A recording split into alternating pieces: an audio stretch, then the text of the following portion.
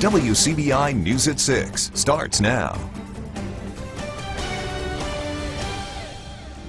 Thanks for joining us, everyone. 3 years after a devastating tornado tore through Winston County, there are new signs of growth and renewal. Today, another milestone. Winston Plywood and Veneer hosts an official grand opening for its new 300,000 square foot facility. The old facility was destroyed by the April 28, 2014 tornado. Construction kicked off in January of 2015 and operations started in the fall of 2016.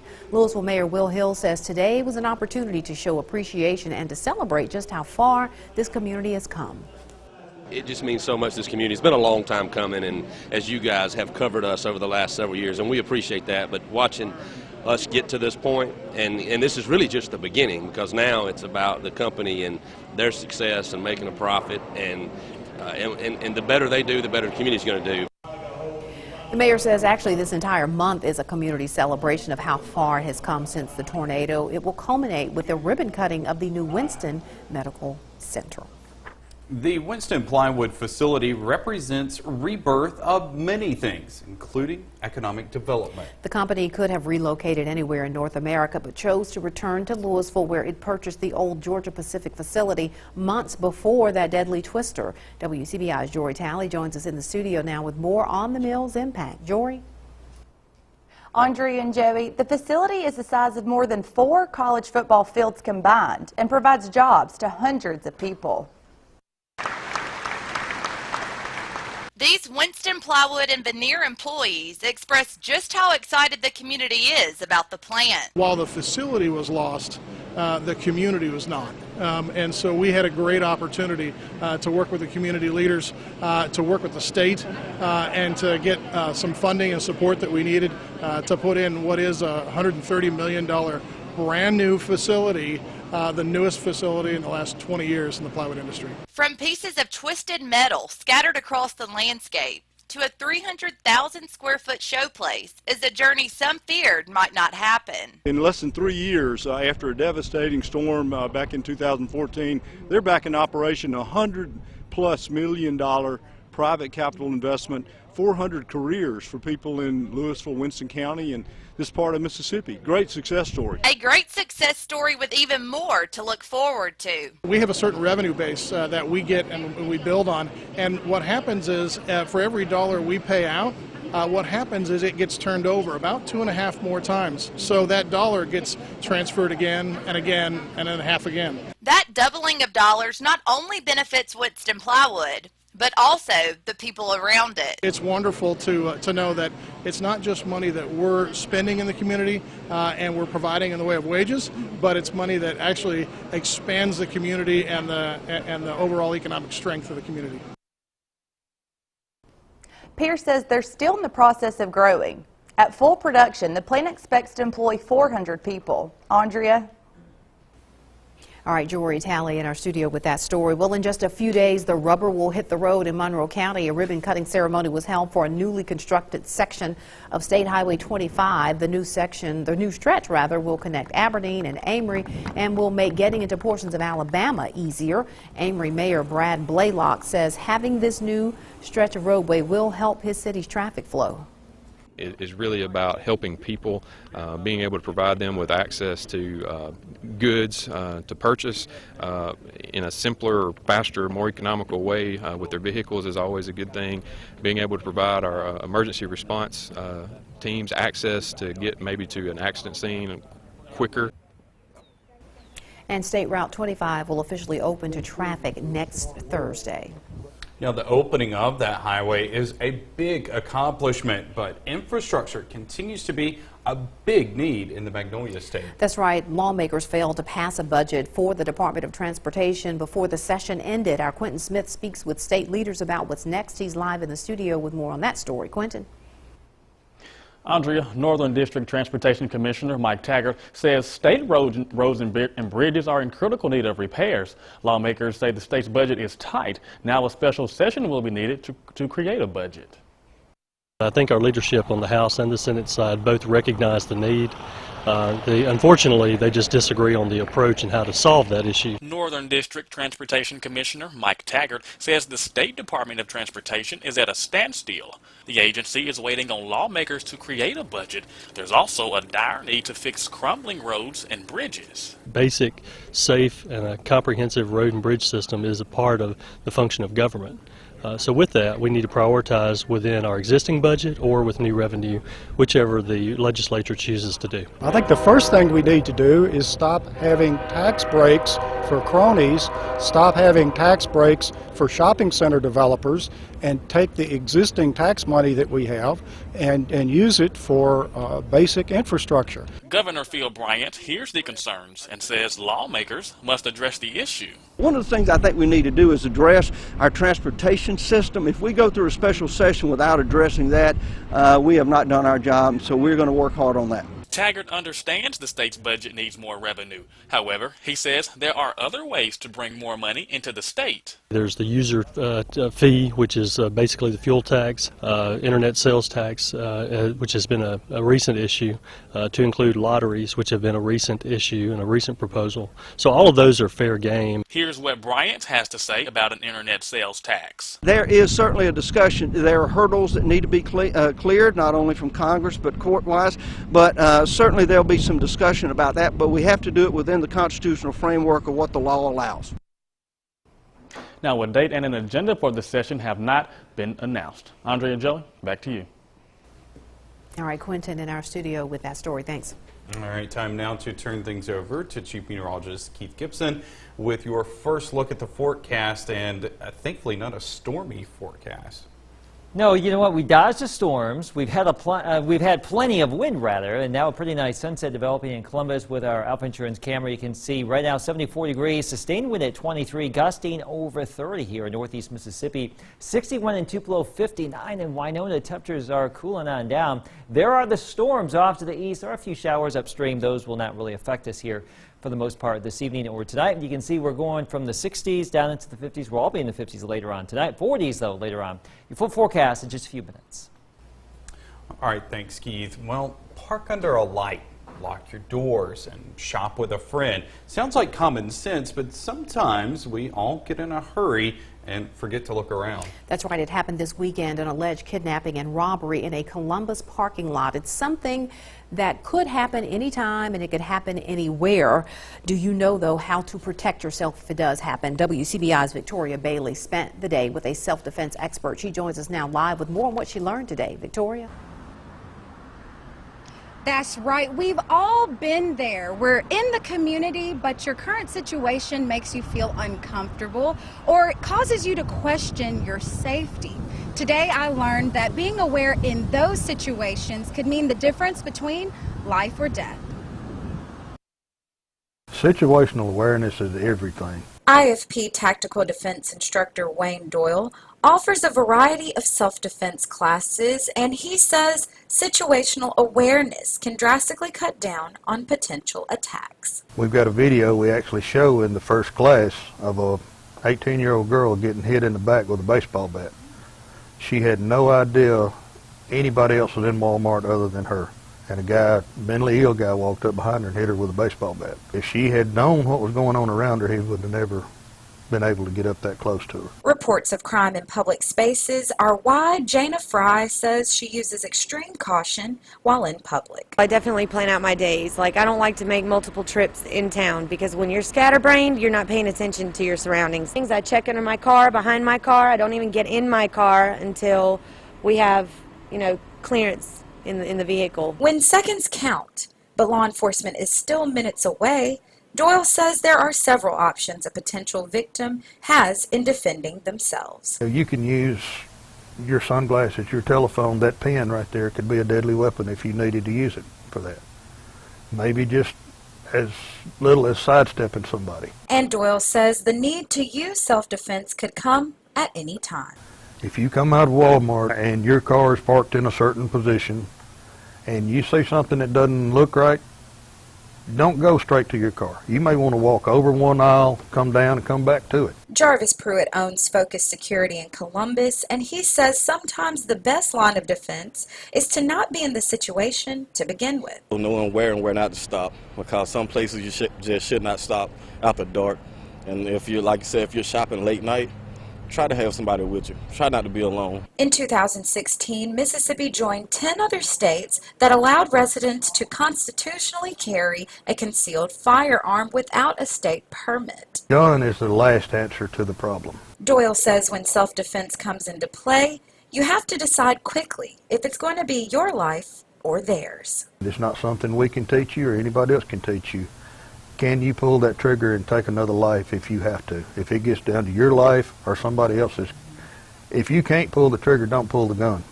It will be used against you. The suspect in the weekend kidnapping and robbery is in custody now. For more information on how you can join a self-defense class, visit WCBI.com. We're live in Columbus. I'm Victoria Bailey for WCBI News. Guys?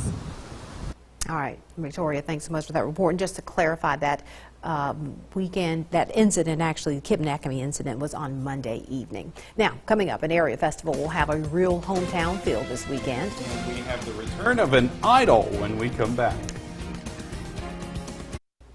Welcome back. A Noxubee County teacher has her students experimenting with education. Lily Nash Bryant teaches biology at Noxubee County High School. She's always trying to come up with exciting ways to get her students to connect with science.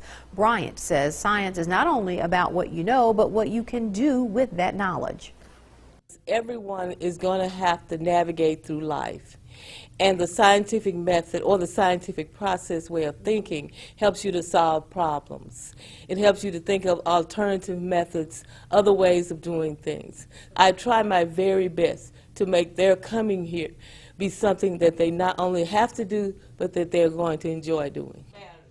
And Mrs. Bryant, of course, is our Educator of the Week. If you know a teacher who deserves to be our Educator of the Week, go to our website, WCBI.com.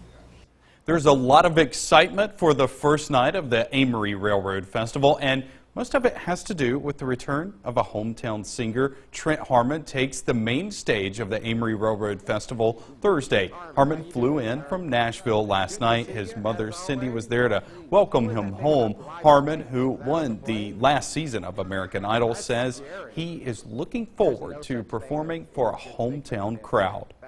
I'm bringing the whole band. We're doing a full set, and we're actually doing a lot of tunes Thursday night that I've never sung. So, you know, if you've been on the road, you've seen our show on the road, you haven't seen this show. I'm going to try out some new material. What better place than a home crowd? That sounds exciting. Well, Harmon has a new album coming out soon. He takes the stage at 6:30 Thursday evening. Allie Martin will have more from his interview with the singer Thursday right here on WCBI. Some big-time hail-producing thunderstorms still rumbling east of Birmingham, eastern Alabama. They're going away from our area.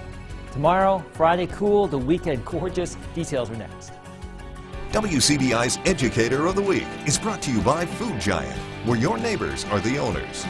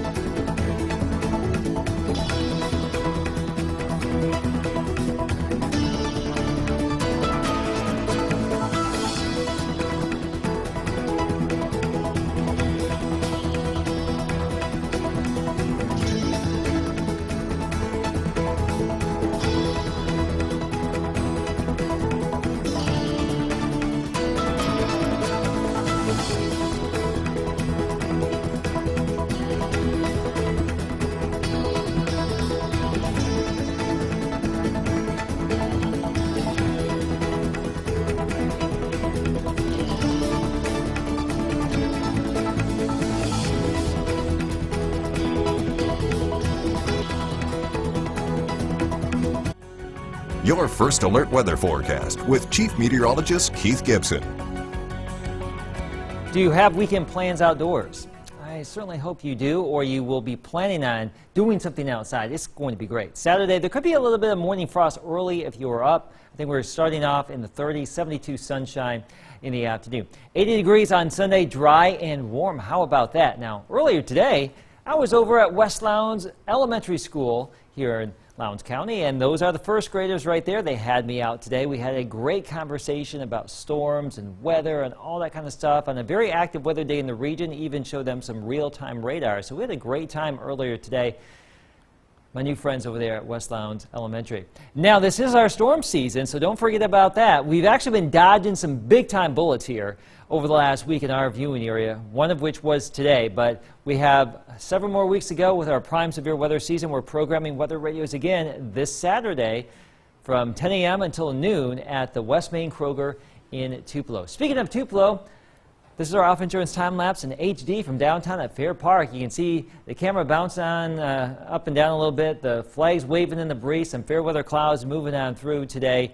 The storms, they stayed away. Now, temperatures are all over the place. 58 in Memphis right now, still looking at some mid-80s in Montgomery, Alabama. We have a lot of 50s and 60s showing on up in our viewing area right now. Still gusting to around 40 miles per hour here. I think our peak gust in Tupelo today was 41.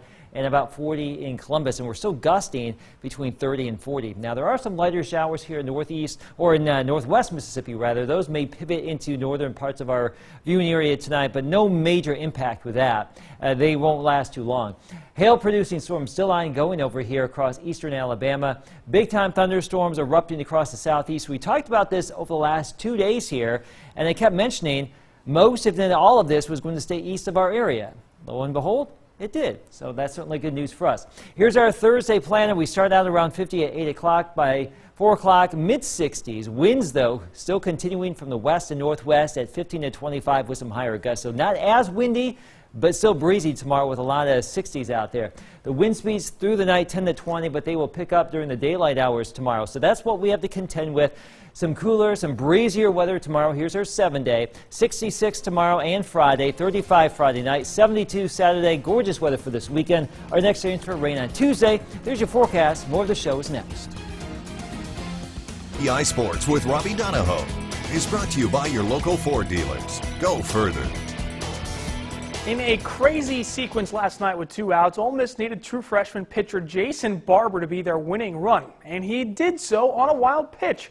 Barber got on base after wearing a pitch, eventually advanced to third. Then Southern Miss was attempting to intentionally walk Will Golson to load the bases, but the throw to the catcher got away, and Barber scored for the Rebels and snapped the losing streak. It had been a rough go for Ole Miss, but a bit of luck for a pitcher that hadn't picked up a bat since he last played at Trustmark Park with Oxford High.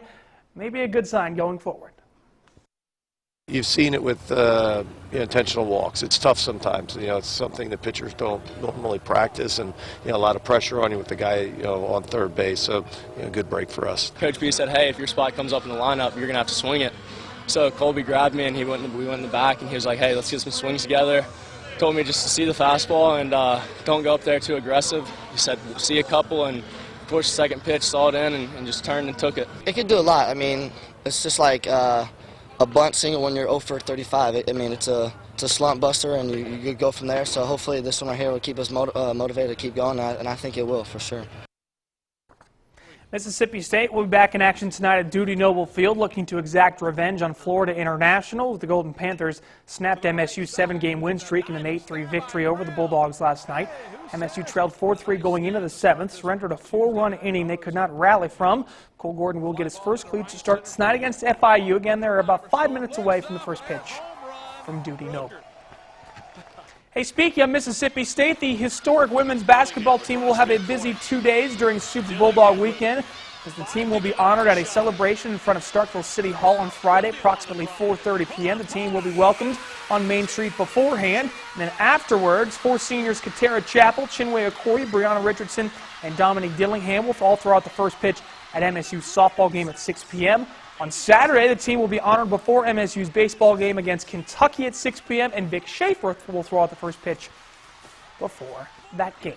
Plus, we're hearing an autograph session after, or at least during, the MSU football spring game, so plenty of opportunities to see the Bulldogs before they hit the off-season, get ready for next year. A couple of men's and women's SEC basketball notes. Ole Miss's Dante Fitzpatrick Dorsey has requested a release from his scholarship, and he will be transferring from the school. He played 6 minutes per game last year for Ole Miss. MSU's men's basketball strength coach David Dietz has taken the similar job at Tulsa, so Ben Howell will have to replace that position. Arkansas has a new women's basketball head coach, Mike Neighbors, coming over from Washington. Remember, he was well known to be very good friends with Vic Schaefer. He coached Kelsey Plum. And South Carolina's Kayla Davis and Alicia Gray have both declared for the WNBA draft. Those are two big-time guards for South Carolina. Now, both have until April 8th to confirm if they will indeed stay in the WNBA draft pool. And lastly, the late Dave Boo Ferris was honored at the Boston Red Sox opening day on Tuesday. Ferris passed away on November 24th. He'll be remembered one of the greatest baseball coaches and players in Mississippi history. He led Delta State to 639 wins in his time as head coach of the Fighting Okra. He spent 5 years playing with the Red Sox in the late 1940s, and he was the first recipient of a full baseball scholarship at Mississippi State. So very cool to see that. Got a lot of baseball to talk about tonight, and we'll recap it all for all the fun. It's Wednesday night. We'll have a last look at your forecast when we come back. Here's a live look in Columbus and Tupelo. Some clouds starting to roll on in here, so partly to mostly cloudy tonight. Temperatures are cooling on down. We're in the 40s tonight, 60s, still breezy tomorrow, but not as windy. Still breezy, though. The weekend, though, gorgeous. Those pictures you had out of Tupelo and Columbus both look like no humidity. It was muggy this morning, now it's bone dry. Beautiful. Gotta love it. All right, thanks so much. Thank you for joining us, everybody. Have a good night.